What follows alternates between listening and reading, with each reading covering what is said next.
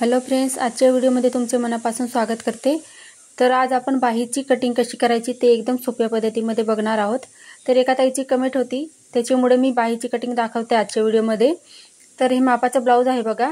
तर त्याच्यावरनं बघा इथं छातीचा चौथा भाग कसा काढायचा ते दोन पद्धतीमध्ये मी दाखवणार आहे। तर व्हिडिओ तुम्ही स्किप न करता शेवटपर्यंत नक्की बघा, जेणेकरून तुम्हाला बाही कटिंग करताना काही अडचणी येणार नाहीत। एवढी सोपी पद्धत मी तुम्हाला दाखवणार आहे। आता बघा, बाही कटिंगसाठी जे माप लागणार आहेत ते आपण इथं ब्लाउजवरनं घेणार आहोत। तर छातीचा चौथा भाग काढताना काय करायचं, मोजताना तर हुकाकडील बाजूकडनंच आपल्याला इथं टेप ठेवायचा आहे। आणि या पद्धतीने बघा एकदम काखेमध्ये व्यवस्थित इथं टेप धरायचं आहे बघा। आणि इथं शिलाईन आहे आपली फिटिंगची टाकलेली, तिथपर्यंत आपल्याला हा टेप व्यवस्थित ठेवायचा आहे। जास्त ब्लाउज ओढायचं नाहीये। हे बघा 8.5 इंच आलंय। 8.5 मध्ये जर आपण 1.5 इंच ऐड केलं तर इथं 10 इंच होतं। मग 10 इंच म्हणजे 34 छातीचा हा ब्लाउज आहे आपला। इथं बाहीची लांबी बघा, तर या ब्लाउजची बाहीची लांबी जी आहे ती इथं 4 इंच आहे बघा। तर आपल्याला अस्तरची बाही राहिली त्याच्यामध्ये आपण 1 इंच ऐड करतो। आणि तुम्ही जर बिना अस्तरची जर बाही शिवत असाल तर त्याच्यामध्ये 1.5 इंच ऐड करायचं आहे। तर आपण अस्तरची बाही इथं बघतोय। तर बघा इथं आपण आता जी मापं घेतली ती इथे लिहून घेऊया। तर आपली छाती आली होती बघा 34 इंच, म्हणजेच की 8.5 इंच छातीचा चौथा भाग आला।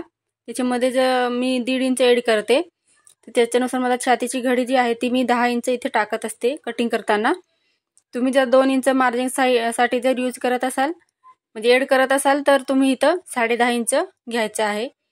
तर बघा इथं 34चा चौथा भाग जर आपण काढला तर 8.5 इंच होतं। तर इथं परत एकदा सांगते तुम्हाला, बघा 8.5 इंच आपण इथं चौथा भाग काढला ब्लाउजवरनं। त्याच्यात जर तुम्ही इथं बघा 1.5 इंच जर ऐड केलं त्याच्यात, तर किती येईल आपलं 10 इंच इथं येणार। आणि तुम्ही जर 2 इंच जर मार्जिन ऐड करत असाल तर इथं 10.5 इंच छातीची घडी टाकायची आहे। तर हे बघा इथं आपलं 10 इंच इथं घेऊया। ती झाली आपली छातीची घडी।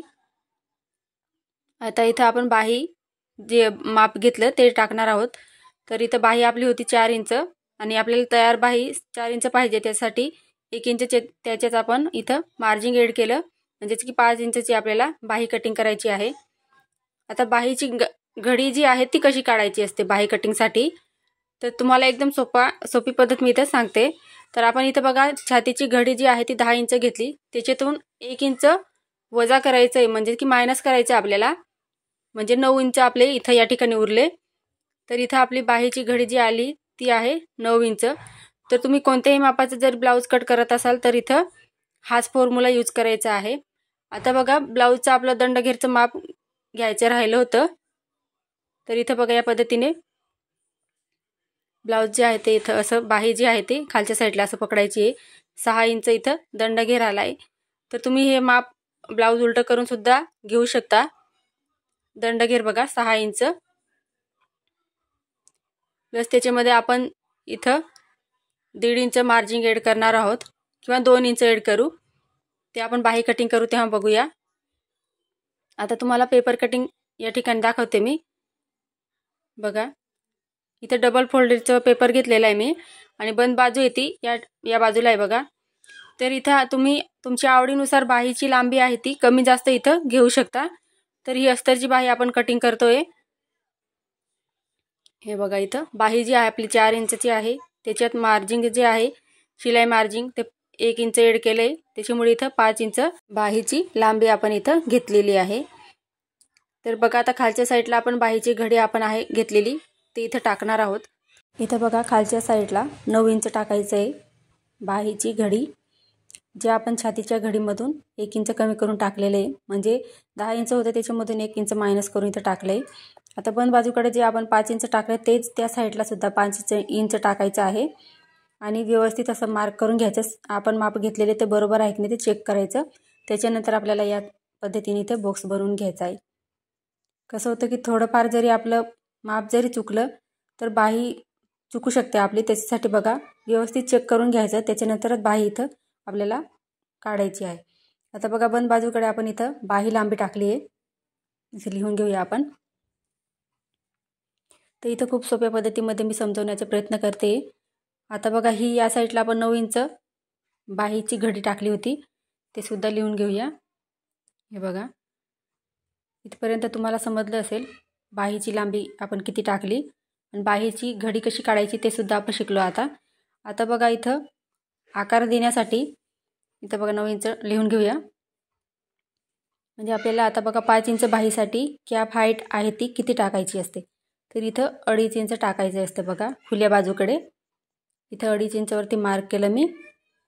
त्याच्यानंतर जिथं आपण 2.5 इंचाचा पॉईंट घेतला आहे तिथून आतमध्ये आपल्याला 2 इंचावरती एक मार्क करायचा आहे। हे बघा या पद्धतीने ये आणि हा पॉईंट आपल्याला जोडायचा आहे इथं। आता बघा या पद्धतीने एक सरळ लाईन ओढून घ्यायची। हे बघा आता जी लाईन ओढली आपण त्याची मध्य करायचं आहे आपल्याला। त्याच्या अगोदर बघा इथं बंद बाजूकडून त्या साईडला आपल्याला 1 इंचावरती मार्क करायचं आहे आणि इथं आता बघा जी तिरकस लाईन ओढली आपण ती 7.5 इंच आहे। इथं तुम्ही मोजून इथं मध्यभागी मार्क करायचं आहे। इथं अशी पट्टी जी आपली मीटर पट्टी आहे ती फोल्ड करून आपण इथं सेंटर काढायचं आहे।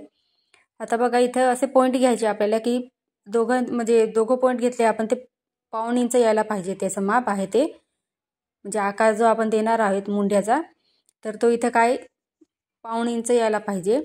या पद्धतीने व्यवस्थित इथं 1.5 इंच मोजून घ्यायचं आपण। हे बघा दोघं साईडला सारखं यायला पाहिजे ते। इथं बघू शकता इथं पॉईंट घेऊन घेतले। इथं बघा इथं सेंटरला मार्क करून घेतले 1.5 इंच अंतर घेऊन। आता बघा आपल्याला इथून हा पॉईंट असा आपल्याला पुढच्या मागचा मुंडा जो आहे त्याचा आकार असा या पद्धतीने द्यायचा आहे।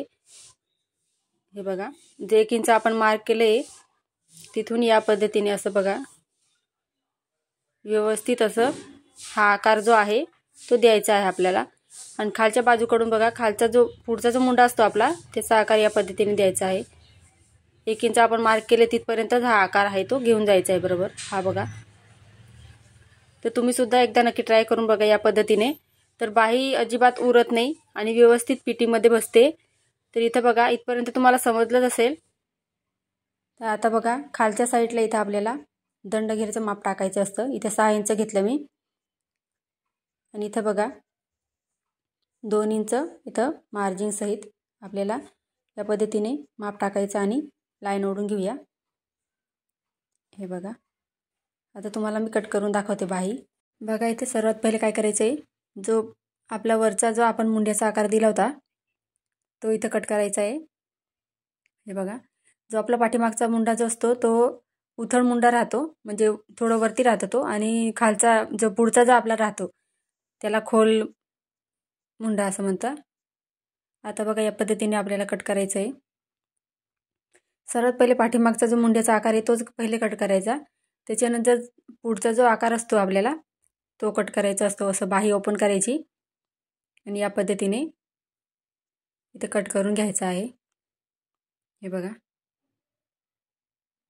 तर या पद्धतीने तुम्ही जर बाही कटिंग केली तर तुम्हाला बघा बाही जोडताना तुमची अजिबात बाही उरणार नाही, परफेक्ट येते ती। आणि उरली तरी चालेल पण असे कमी पडायला नको, त्यासाठी बघा एकदम सोपी पद्धत तुम्हाला मी दाखवली इथं। तर या बाबतीत तुम्हाला काय डाऊट असतील तर तुम्ही मला कमेंटमध्ये विचारू शकता, किंवा समजलं नसेल ते सुद्धा तुम्ही मला विचारू शकता। तर तुम्हाला आता बघा मी सांगितल्याप्रमाणे अजून एक पद्धत दाखवते तुम्हाला मी, छातीची घडी कशी मोजायची ते, म्हणजे शिलाई मार्जिन सहित। आता बघा ब्लाऊज जे आहे तसे या पद्धतीने उलटं करून घ्यायचं आहे। हे बघा व्यवस्थितपणे पाठीमागचा भाग आहे तो जे शिलाईंचे आहे ते, तर आता बघा या पद्धतीने ठेवायचं। पुढचे जे पार्ट आहे ते असे मध्ये ठेवायचे, या पद्धतीने घडी करायची, म्हणजे पाठीमागच्या भागाची डबल घडी करायची आपल्याला। हे बघा या पद्धतीने। तर बघा या पद्धतीने टेप धरायचं आहे। आता बघा एवढी जर शिलाई मार्जिन जर असेल त्याला ब्लाऊजला तर पुढे 1.5 इंचचा टेप सोडायचा आहे। आणि शिलाई जर इथं खूपच कमी असेल तर तुम्ही पुढच्या साईडला बघा फिटिंगच्या साईडला असं पुढे 2 इंचचा टेप सोडायचा, आणि जेवढं माप येईल तेवढं तुमचं छातीचा चौथा भाग अधिक 1.5 इंच असं शिलाई मार्जिन सहित इथं येणार आहेत। तर बघा याच पद्धतीने तुम्ही बाहीची घडी कशी काढायची ते प्रत्येक ब्लाऊजसाठी इथं ही ट्रिक तुम्ही यूज करू शकता। तर आजचा व्हिडिओ तुम्हाला कसा वाटला कमेंटमध्ये मला नक्की सांगा। काय डाऊट असतील ते सुद्धा मला कमेंटमध्ये सांगा। चॅनलवर नवीन असाल तर चॅनलला सबस्क्राईब करा, जेणेकरून नवीन व्हिडिओ सर्वात पहिले तुमच्याजवळ पोहोचेल. पुढचा व्हिडिओ तुम्हाला कोणत्या टॉपिकवर पाहायचा आहे ते सुद्धा कमेंट करायला विसरू नका. आजचा व्हिडिओ तुम्ही शेवटपर्यंत पाहिल्याबद्दल तुमचे खूप खूप मनापासून धन्यवाद.